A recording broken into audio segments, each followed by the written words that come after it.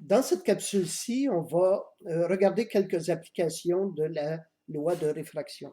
On va regarder, entre autres, la question de la réflexion totale interne et ensuite quelques applications comme la dispersion dans un prisme et les mirages, des choses comme ça. Or, dans cette diapo ici, ce qu'on voit, on a déjà dit que lorsqu'un rayon est incident d'un milieu de fort indice de réfraction vers un milieu de faible indice de réfraction, le rayon réfracté va avoir tendance à s'éloigner de la normale. Par conséquent, plus l'angle d'incidence θ1 va augmenter, plus l'angle de réfraction θ2 va augmenter également. Mais il y a une limite. Le rayon réfracté ne peut pas être plus grand que 90 degrés, sinon, parce qu'on ne peut pas avoir un sinus plus grand que 1. Lorsque l'angle d'incidence est égal ou plus grand que ce qu'on va appeler l'angle critique, c'est celui auquel on a l'angle de réfraction 90 degrés. À ce moment-là, si l'angle d'incidence dépasse l'angle critique, il va y avoir réflexion totale interne, c'est-à-dire zéro réfraction et 100% de réflexion. C'est un des très rares phénomènes en physique où c'est tout ou rien. En fait, on se sert même de ce phénomène pour, dans l'industrie ou dans des laboratoires, quand on a besoin d'aligner des systèmes de façon très, très précise. On va accrocher un prisme au système et on va l'éclairer avec un laser. On va placer des détecteurs de part et d'autre, du côté de la réflexion totale interne et du côté de la réfraction, pour, avec un moteur, on va jouer constamment de façon fine avec l'alignement du système pour être toujours, savoir qu'on est toujours à la limite, tout proche de la condition souhaitée. On va aller regarder cette règle un peu plus, pour savoir comment calculer l'angle de réflexion totale interne. Ben, c'est l'angle critique qui fait que on a sinus de 90 qui est égal à 1. Par conséquent, l'angle critique, ben, c'est l'angle dont le sinus est égal à N2 sur N1. N2 étant l'indice de réfraction plus faible, N1 le plus grand. Si vous vous trompez, si vous inversez la relation, votre calculatrice va refuser de calculer un arc sinus d'une valeur plus grande que 1. On va le regarder un petit peu, cet exemple-ci. Ça va être surtout pour voir un peu comment calculer, comment faire ce genre de calcul. Alors, l'exemple 5.4, il est en page 170 de votre manuscrit.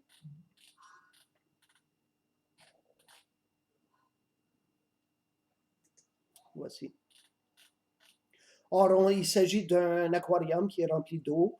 À partir de l'air, un rayon lumineux est incident à un angle θ1 et on cherche pour quel angle d'incidence θ1 y a-t-il une réflexion totale interne. Autrement dit, quel est l'angle θ1 qui va faire en sorte qu'il n'y aura pas de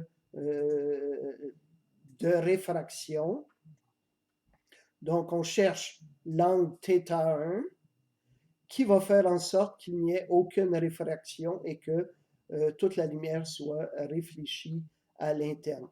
Bon, pour que ceci arrive, il faut que θ3, l'angle θ3,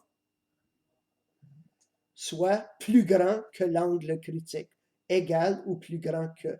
Pour que θ3 augmente, il faut que θ2 diminue. Pour que θ2 diminue, ben, il faut que θ1 aussi diminue. Donc, on cherche l'angle d'incidence θ1 qui soit plus petit ou égal à une certaine valeur, qui fera en sorte que θ3 sera toujours plus grand qu'une certaine valeur. On va les regarder. On va commencer par calculer l'angle critique. L'angle critique, c'est celui dont le sinus est égal à 1, qui est l'air, sur N2, qui est l'eau, 1.333. Et il va falloir que θ3 soit plus grand que l'angle critique. Donc, il faut que θ3, lorsqu'on calcule, qui est donné par 48.61, il faut que θ3 soit plus grand que 48,61. Par contre, et comment on va relier ça à l'angle θ1? Ben, on sait que θ1 est relié à θ2 par la loi de réfraction. Or, θ2 est relié à θ3. θ3 est donné par 90 moins θ2. On doit avoir que θ3, 90 moins θ2, plus grand que l'angle critique 48,61. Et ça implique que θ2 doit être plus petit que le complément 41,39. On va aller regarder la solution à cette inégalité. Il faut donc que θ2 et son sinus soit plus petit que n1 sur n2 fois le sinus de θ1. Et θ2, sinus de θ2 doit être plus petit que sinus de 41,39, d'où ceci on déduit que θ1 doit être plus petit que l'angle 61,81 degrés. On va retourner à nos diapos et on va aller regarder quelques applications.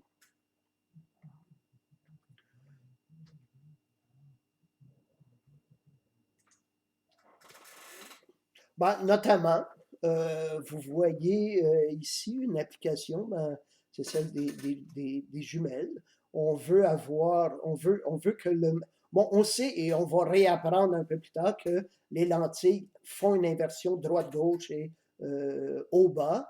Alors, si on fait passer de la lumière dans un prisme et on s'assure d'être en réflexion totale interne, ben, il va y avoir une réinversion de sorte que en regardant dans la jumelle, on va voir le monde à l'endroit. Une autre application extrêmement importante, c'est celle de la fibre optique.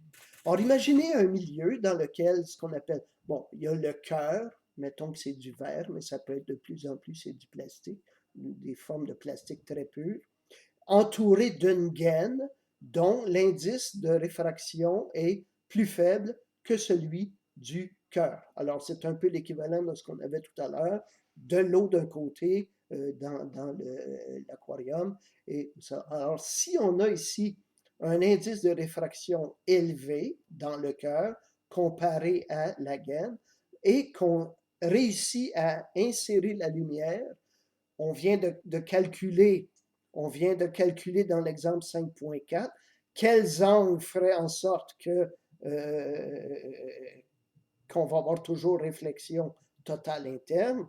Ben, on fait la même chose, on introduit la lumière dans la fibre pour s'assurer qu'il y ait toujours réflexion totale interne et la lumière va être propagée dans le cœur sur des kilomètres. On réussit à faire ça sur des kilomètres. Il y a énormément d'applications, évidemment, dans les laboratoires, mais dans tout le secteur de la communication. Pourquoi? Parce que dans une fibre optique, on peut propager de l'information sur un nombre très, très grand de canaux différents. Dispersion par réfraction, on peut prendre la lumière, et c'est l'expérience de Newton qui a révélé ça. On prend la lumière dans un prisme et les couleurs de la lumière sont séparées. On repasse dans un second prisme et de nouveau, la lumière est recombinée pour faire de la lumière blanche. Dans le laboratoire, on peut se servir d'un prisme pour séparer la lumière en ces différentes longueurs d'onde et on fera de la spectroscopie de cette manière-là. Assez intéressant, si on regarde ce qui se passe dans des gouttes d'eau, par exemple, pour expliquer un arc-en-ciel, ben, il y a de la lumière qui va pénétrer, il va y avoir réfraction. La réfraction dépendant de l'indice de réfraction et que l'indice de réfraction dépend de la longueur d'onde, ben, les couleurs vont être séparées et on calcule qu'elles vont être à l'angle d'ouverture de l'arc-en-ciel va être de 42 degrés. Alors, le premier qui a vraiment fait l'expérimentation en laboratoire de ça, c'est René Descartes. Et il avait montré que l'observation dépend de l'observateur, quelque chose qu'on va revoir en théorie quantique, mais il faut qu'on décrive vraiment notre condition, il faut qu'on puisse regarder à 42 degrés par rapport au ciel.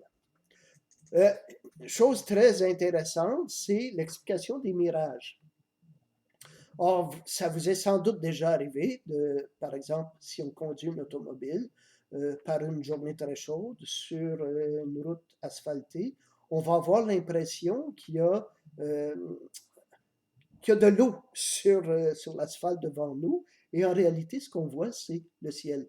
Or, le ciel ici, le ciel bleu, si on regarde ce qui se passe des rayons,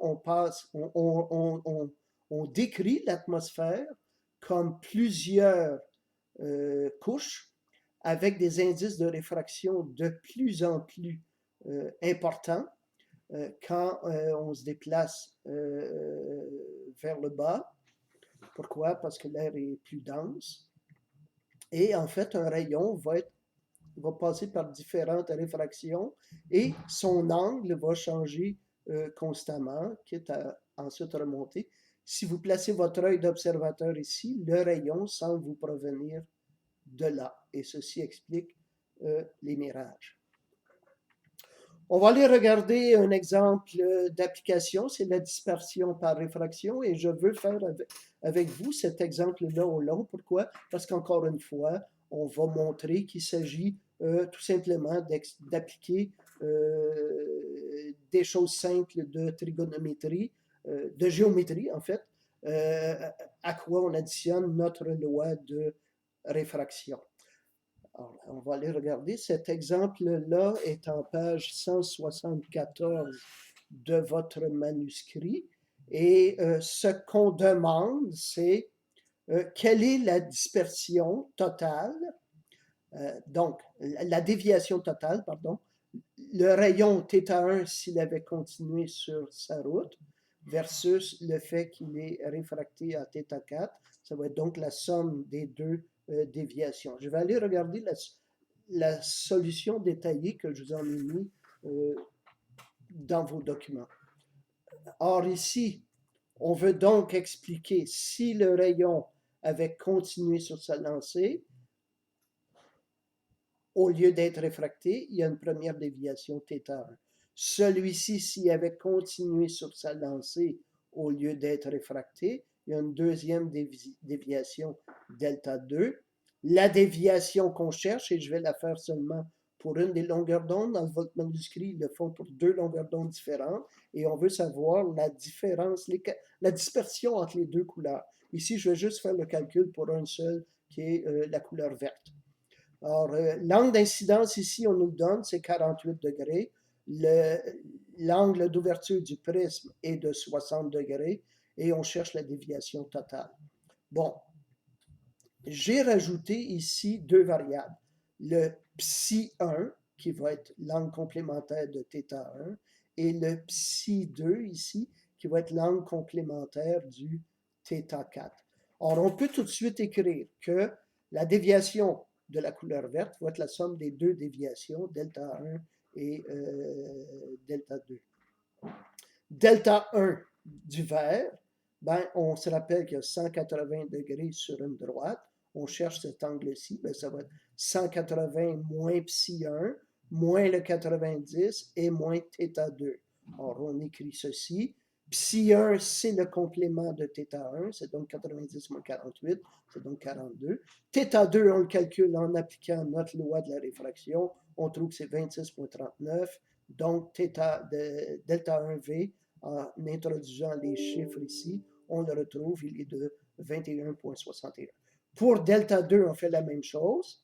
La ligne droite ici à 180 degrés, moins psi2, moins 90, moins θ3. Et là, il va falloir aller chercher tout le détail.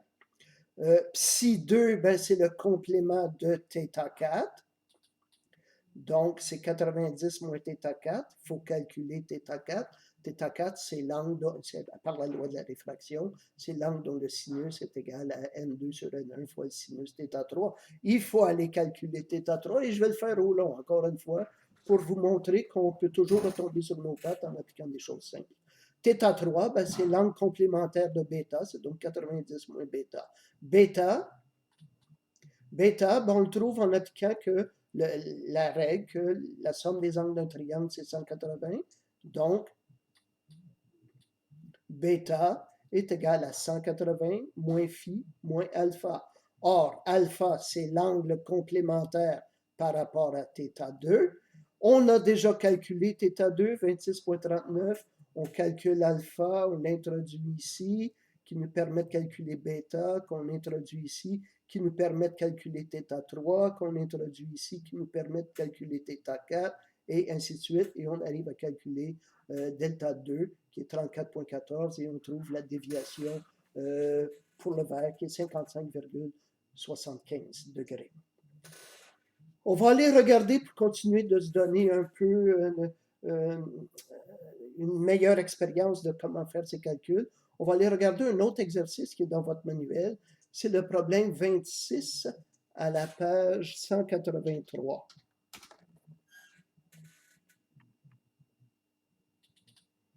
Voici. Bon, ici, on nous dit qu'on a un prisme qui a un angle droit. On a un prisme qui est soit dans l'air, soit dans l'eau, soit dans la glycérine. Et on demande pour quelle valeur de θ la lumière peut-elle émerger par la face opposée du prisme. Alors, dans le cas présent, on demande les valeurs de θ qui vont faire en sorte qu'on ne sera pas en réflexion totale interne. Donc, on demande les valeurs de θ qui vont faire que l'angle d'incidence ici va être inférieur à l'angle critique. On va aller regarder la solution que je vous en ai donnée dans les documents. Or, j'ai reproduit ici le système. J'ai introduit quelques angles. L'angle alpha, l'angle bêta, θ2, θ3. On va le faire pour de l'air. Le milieu extérieur, c'est l'air, et on nous donne l'indice de réfraction du prisme. Bon. On veut qu'il n'y ait pas RTI, donc il faut que θ3 soit cette fois-ci plus petit que θc, l'angle critique. L'angle critique, on peut le calculer, c'est l'angle dont le sinus est égal à 1, l'indice de l'air, divisé par l'indice du prisme. Donc, θ3 doit être plus petit que 45,58. Et on sait que θ3 est relié à θ2. Comment fait-on? Ben, on va faire tout le même genre de processus. θ3 est égal à 90 moins bêta, et bêta est égal à 180 moins 90 moins alpha, avec alpha est égal à 90 moins θ2. On prend ça, on l'introduit ici, et on va trouver que bêta est égal à delta 2. On vient de redémontrer que les angles alternes internes sont égaux. Vous voyez ici, on a la normale est parallèle à cette face-là du prisme, et on a une séquente qui coupe les deux parallèles. Par conséquent, les angles alternes internes doivent être égaux. On vient de le redémontrer pour nous-mêmes. On doit donc avoir que θ3, qui est égal à 90 moins θ2, doit être plus petit que l'angle critique 45,58. Je fais l'algèbre au long. On va passer 90 à droite. On a donc moins θ2 plus petit que 45,58 moins 90. Dans les inégalités, je vous rappelle que le sens de l'inégalité est toujours conservé, sauf si on inverse les signes. Or ici, on a un moins θ2, on va inverser les signes, on doit donc avoir que θ2 doit être plus grand que 90 moins 45,58, et on doit donc avoir que θ2 doit être plus grand que 45,58, 44,42. Par conséquent, l'angle θ